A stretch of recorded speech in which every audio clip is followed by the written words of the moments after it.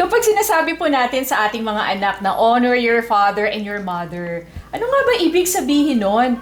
What does it mean to honor your father and your mother? Tandaan po natin ha, kaagapay, yan po yung unang commandment with a promise of a good and long life.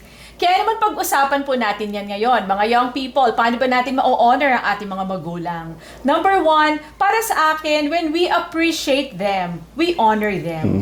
Kapag thankful tayo sa lahat ng ginawa sa atin ng ating mga magulang, we honor them. Nay, tay, mommy, daddy, thank you for all that you've done. Salamat, pinag-aral nyo kami. That is one way of honoring them. Totoo, Claire, no? Napakaganda nung tanong mo, no? How can we honor our parents? Paano nga ba natin i-honor ang ating nanay at tatay?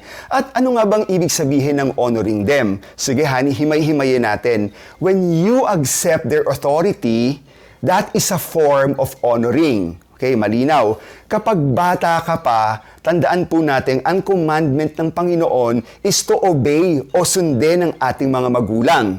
Tama. But, once you become an adult, you are to honor and respect your parents. Okay, so how do we honor our father and our mother? Number one, when we appreciate them, we honor them. Number two, when you accept their authority, that is a form of honoring. And number three, we can honor them by providing for them. At applicable nga po ito sa mga magulang na may edad na, Yan. at hindi na nakakapagtrabaho, and it's high time naman para sa mga anak na pinalaki, pinag-aral na nila to pay it forward, di ba? To give back to their parents. So when we provide for our parents, when we help them, when we provide for their needs, yan po ang isang way ng pag-honor sa kanila, di ba? Kasi wala na silang kakayahang magtrabaho. So we honor them by making sure na comfortable yung buhay nila and that they have what they need. Kumbaga, honey, no, it's payback time. Yes. Masarap din naman sa pakiramdam ng mga anak na tumulong sa kanilang mga magulang. That is true. And sabi nga natin, hindi ba, hindi natin mababayaran